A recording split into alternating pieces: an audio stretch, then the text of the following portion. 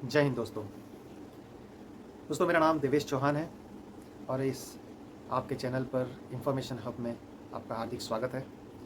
आज जो जानकारी मैं आपके लिए लेके आया हूँ वो बहुत ही महत्वपूर्ण जानकारी है। ये बहुत ही इंफॉर्मेटिव जानकारी है जो आप सभी को पता होनी चाहिए। जो भी रिगार्डिंग डिसेबिलिटी है उसके बारे में आपको आज मैं बताना चाहूँगा। जो प्रोसीजर होता है डिसेबिलिटी आफ्टर आरएमडी, जो डिसेबिलिटी में पेंशन जाते हैं, आजकल नया जीएमओ 2023 के तहत बहुत सारी पॉलिसी में परिवर्तन आया है, बहुत सारी पॉलिसी में चेंजमेंट आया है जो लोगों को इतना नहीं पता है। उसकी वजह से उनके क्राइटेरिया फुलफ़िल नहीं हो पाते हैं और उसे डिसेबिलिटी पेंशन नहीं मिल पाती है। तो उसे सही अप्रोच में अपील करना या एएफटी के थ्रू केस फाइल करना, वो एक तरीका क्या है। अगर वो सही तरीका आपको नहीं पता होगा तो आप इस चीज़ का लाभ नहीं ले पाएंगे।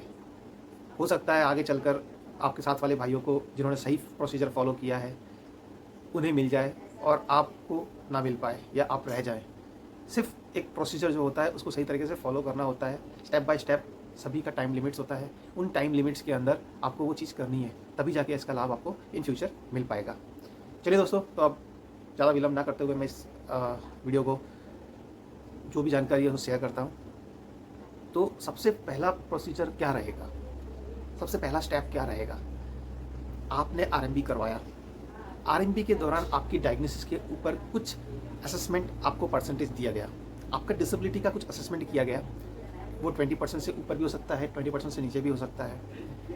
और आपके डायग्नोसिस को या आपके डिजीज़ को एट्रीब्यूटेबल टू सर्विस या एग्रावेटेड टू सर्विस माना गया। यदि किसी का केस है कि जिसको एट्रीब्यूटेबल टू सर्विस या एग्रावेटेड टू सर्विस माना गया है और उसका जो परसेंटेज है वो 20 या 20 से अबव है, तो उसे डिसेबिलिटी पेंशन मिलेगा। बट इन केस किसी का परसेंटेज ज़्यादा है बट उसको एट्रीब्यूटल या एग्रावेटेड नहीं माना गया, या किसी को एट्रीब्यूटल या एग्रावेटेड माना गया बट उसका परसेंटेज 20 से कम है, तो एज़ पर जीएमओ पॉलिसी हमारा डिसेबिलिटी पेंशन सेल क्या करता है कि आपको रिजेक्ट कर देता है, आपकी डिसेबिलिटी पेंशन आपको नहीं मिलती है।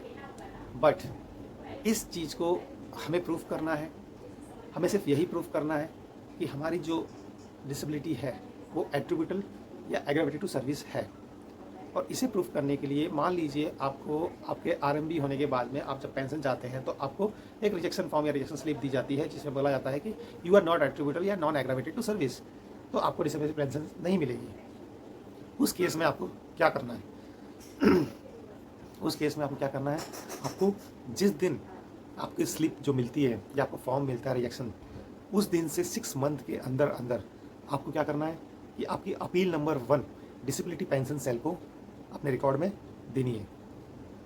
अब क्या होगा, वो अपील को वो फिर से रिसेस करेंगे देखेंगे कि उनसे कोई गलती तो नहीं हो गई है। अगर उन्होंने पॉलिसी के हिसाब से किया गया है तो उसको रिजेक्ट कर देंगे। जैसे ही रिजेक्शन स्लिप आपके घर पे वापस आती है, आपको क्या करना है, उस रिजेक्शन स्लिप का फोटोकॉपी प्लस आपके जो भी सपोर्टिंग डॉक्यूमेंट्स हैं, जितने भी बोर्ड हैं, जितने भी ओपिनियंस हैं, उसको अटैच करके और आपको क्या करना है, दोबारा अपील 2 के लिए डालना है। अपील 2 भी आपकी रिजेक्ट कर देंगे, डीपी सेल में डालना है, सेम डीपी सेल आपका disability pension cell record office में। वो अभी आगे अथॉरिटी को भेजेंगे, उसको रीअसेसमेंट करवाएंगे। अगर फिर भी वो उनको रिजेक्ट करते हैं तो देन अगेन सेकंड रिजेक्शन के बाद में विदिन 6 मंथ का जो टाइम पीरियड है, उस टाइम पीरियड में आपको क्या करना है कि एएफटी में केस फाइल करना है।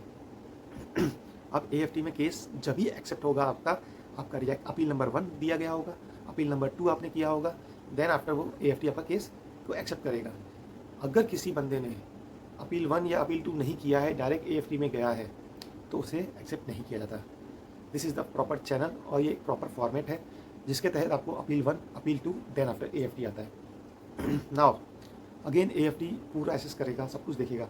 अगर उसे लगता है कि नहीं, आपका प्रॉब्लम जेन्युइन है, आपको डिसेबिलिटी पेंशन मिलना चाहिए, किसी कारणवश अगर आपको नहीं दिया गया है, तो वो उसको रीअसेस करेगा, उसका जजमेंट देगा।